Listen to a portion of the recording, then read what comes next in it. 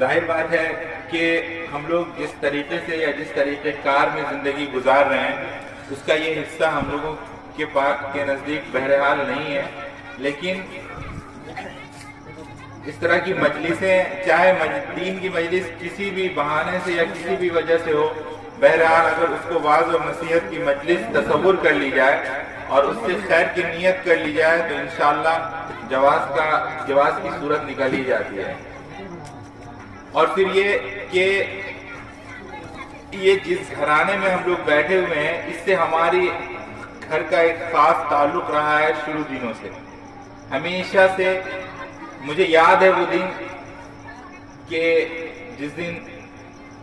رفیق بھائی کے والد صاحب کا انتقال ہوا تھا، بدھو بھائی کا، تو میرے والد صاحب اتنے غمگین ہوئے تھے اس موقع پر، اتنا غمگین ہوئے تھے کہ وہ بولتے بھی تھے، کہتے تھے کہ میں اپنے والد کے انتقال پر مجھے اللہ نے اتنا اندر سے نہیں جھنجھوڑا، اور لاکھ اصرار کرنے کے باوجود بھی میرے والد صاحب جنازہ کی نماز نہیں پڑھا پائے، کیونکہ مجھ سے پڑھایا ہی نہیں جائے گا۔ اتنی الفت اور محبت، بھائی بھی موجود ہیں،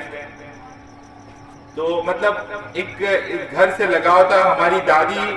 محترمہ جو ہے وہ بدھو بھائی کو ایک بیٹا کی طرح مانتی تھی، اور ہمارے گھر کا ہی فرد مانتی تھی ان کو۔ تو یہ سب محبت، الفت ہے جس کی بنا پہ آپ کی دعوت پر لبیک کہنا پڑا ہے۔ میں آپ کے سامنے چند ایک بات رکھوں گا اور جاؤں گا۔ میری طبیعت بہت زیادہ خراب تھی، میں شام بلکہ 3 بجے سے ہی مستقل لیٹا ہوا ہوں، لیکن ہمت کر کے میں آیا کہ چند منٹ جو ہے وہ حاضری صرف لگ جائے، اور میں آپ لوگوں کے سامنے چند ایک بات کروں گا اور انشاءاللہ پھر رخصت ہوں گا، پھر انشاءاللہ پروگرام چلتا رہے گا۔ دوستو، بزرگوں، مائیں اور بہنیں، دیکھیے میں نے ایک حدیث پڑھی ہے کہ اللہ کے رسول صلی اللہ علیہ وسلم نے نکاح کو اپنی سنت بتایا ہے۔ ظاہر بات ہے جب نکاح رسول اللہ کی سنت ہے تو نکاح رسول اللہ کے راستے سے ہی ہوگا، اور نکاح رسول صلی اللہ علیہ وسلم کے طریقہ کار کے مطابق ہی ہوگا۔ تو اس بات کو ہمیں سمجھ لینا چاہیے کہ کوئی بھی دنیا کا کام ہو، دنیا کے اندر کوئی بھی کام ہو، دین کا کام غیر دینی طریقوں سے نہیں ہو سکتا ہے۔ یہ بالکل اصول ہے نا۔ ماشاءاللہ شب برات کی رات گزری ہے، اس کے بعد اگلے دن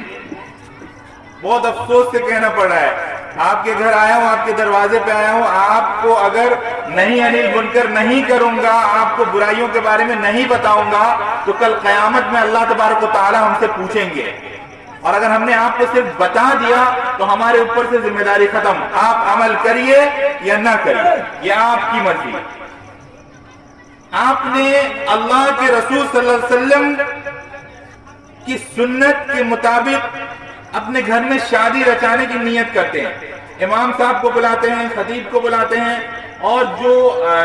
قاضی آتے ہیں آپ کے نکاح پڑھانے کے لیے وہ کھڑے ہوتے ہیں، وہی خطبہ پڑھتے ہیں جو اللہ کے رسول صلی اللہ علیہ وسلم کے زمانے میں پڑھا جاتا تھا اور بالترتیب پڑھا جاتا آ رہا ہے۔ اس کے اندر کہا جاتا ہے نکاح من سنتی، نکاح یہ ہماری سنت ہے، فمن رغب عن سنتی فلیس منی، کہ جو اس سے انحراف کرے گا وہ ہم میں سے نہیں ہے، یعنی اللہ کے رسول نے اس کے ساتھ برات کا اظہار کر دیا، یعنی وہ ہماری امت میں سے نہیں ہے۔ اور نکاح جو ہے جب اللہ کے رسول کی سنت ہے تو اللہ کے رسول کے راستوں سے، اللہ کے رسول کے طریقوں سے ہوگی۔ آج آپ سب کے ہاتھ میں موبائل ہے،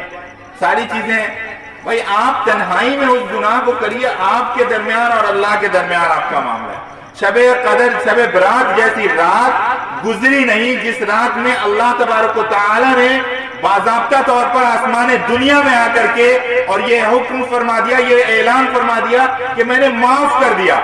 اور اس کے اگلے دن آپ گناہ کی جرات کر رہے ہیں۔ آپ کا رونگٹا نہیں کھڑا ہوا،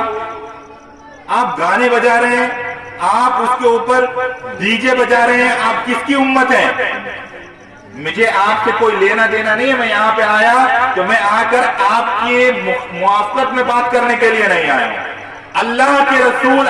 کے خلاف عمل پر آپ اگر گامزن ہوں گے، نہ ہمارے اگر والد بھی ہوں، ہمارے بھائی بھی ہوں، ہمارے چچا بھی ہوں، ہمارا کوئی رشتہ نہیں ہے، کوئی تعلق نہیں ہے ہمارا۔ ہمارا اور آپ کا تعلق سب سے بڑا تعلق، سب سے بڑا رشتہ، سب سے بڑی حمیت، سب سے بڑی ہمدردی اور سب سے بڑی قوت جو ہے وہ صرف اور صرف ایمان کی بنیاد پر ہے اور اسلام کی بنیاد پر ہے اور امہ کی بنیاد پر ہے، رسول اللہ صلی اللہ علیہ وسلم علاوہ ازیں کچھ نہیں۔ آپ نے یہاں بلا کر کے مہمان رسول کو بلا لیا، آپ نے چند اساتذہ کو بلا لیا، چند منٹ قرآن کی آپ نے نیت سے مجلس کر لی، اور ابھی ہم یہاں سے اٹھ کے جائیں گے اور 100% میں لکھ کے دے کے جاتا ہوں کہ آپ ڈی جے بجائیں گے، آپ لکھ کے لے لیجئے، خیر و برکت نہیں آئے گی۔ آپ کو سخت ترین بات کہہ رہا ہوں، سخت ترین باتیں کہہ رہا ہوں میں آپ کو۔ آپ ایک گھر بسانے جا رہے ہیں، اس مجلس، اس منعقد اور اس پروگرام کے اوپر ایک آنے والی نسل کا، ایک آنے والی زندگی کی شروعات ہونے جا رہی ہے، اور وہاں پر آپ شروعات کر رہے ہیں اللہ کے غضب و غضب سے۔ بہت سخت بات ہے۔ اللہ کی ناراضگی کو مول نہیں لیجیے، اللہ سے لڑنے کی آپ کی اوقات نہیں ہے، آپ کی طاقت نہیں ہے، آپ کی صلاحیت نہیں ہے۔ آپ تنہائی میں کیا کر رہے ہیں یہ آپ کا اور آپ کے اللہ کا معاملہ ہے، بٹ اعلانیہ گناہ، اعلانیہ جرم اور اعلانیہ انحراف جو ہے یہ اللہ کے غضب و غضب کو دعوت دیتا ہے، اللہ کے غضب و غضب کو بلاتا ہے، اللہ کے غضب و غضب کو اپنے ساتھ شامل کرتا ہے۔ کہتا ہے اللہ کے سامنے کہ دیکھو تمہارے جو بھی دین ہے، تمہارے اصول ہیں، ہم ان کو ماننے سے انکار کرتے ہیں۔ ایک ہوتا ہے عملی طور پر انحراف کرنا اور ایک ہوتا ہے قولی طور پر۔ آپ قولی طور پر انحراف تو نہیں کر رہے ہیں، عملی طور پر آپ انحراف کر رہے ہیں۔